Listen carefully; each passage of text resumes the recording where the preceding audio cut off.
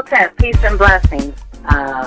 So in any case, the show has focused on different aspects of the Ausar-El resurrection and planetary ascension over the last year that it's been on. And primarily it's focused on the spiritual methodology, which is called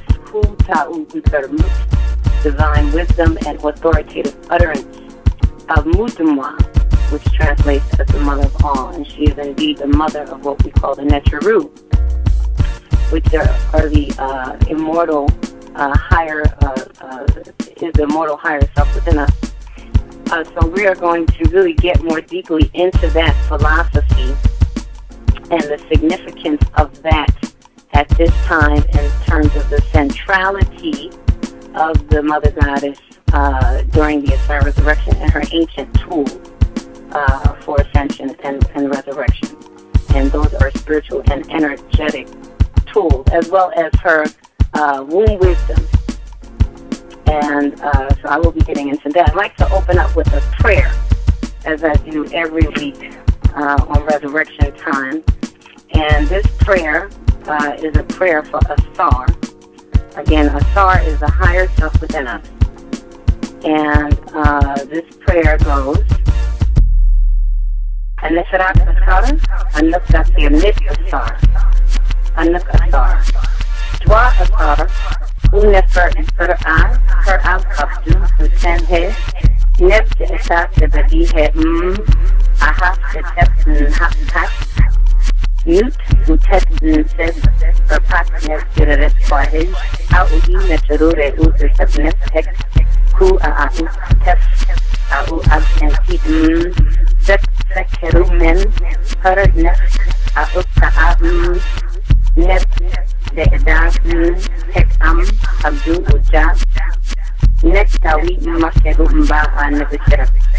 Setanes and Ti An Keper Nurem, Her Setanes, Seknes Tawi Makeru Nurem, Pu'in Seker, Abu Ahas and Nurem, Pu'in Asar and Tef and Tihe Rem Unefer, and it's Rak, Sutan Sutaniu, Neb Nebu, Heku, Uet Tawi Kapu, Hek Nef, Tawi Akert, Semuhat, Keset Dep Masya, or Dep Ahaubi, and Nuhe, Yusek and Dep Nefer, Era Am Dater. Daku Tekus, Ta Makeru, Interkert Kek Dadu Mba Kenti Ubi Abdu Benu Akper, Antenor 2 Seba, Nebu Dau, Au Daduna, Dau Pakwel, Etepu Anu Se, Men Second Arui, Perketi, Am Tabu Anu. And that is a prayer for Ausar, the higher self within us. And of course, this, as I've been sharing with many over the last year, is what we refer to in our ancient Kemetic tradition, spiritual tradition, as the Ausarian resurrection. And Ausar has many different characteristics. He represents the consciousness of oneness, which is very, very significant, that we understand the oneness of the one supreme being within all life. And this is actually one of the characteristics of this astrological constellation that we're moving under from the age of Pisces, which has been the constellation we have existed under for almost 2,000 years. And now we're moving under the constellation of Aquarius in the year 2013. And this is what this represents in terms of the characteristics. One of the characteristics of the star is the consciousness of oneness.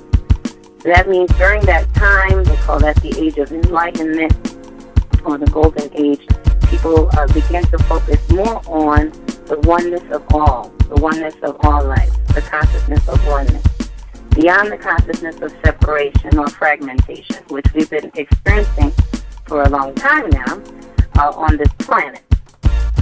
And this is when we are able to experience a very high level of our spiritual consciousness. And this actually takes place, what we call Ausar resurrection or planetary ascension, every 6,500 years during 4 specific astrological arcana. And those are Aquarius, Leo, Taurus, and Scorpio Eagle.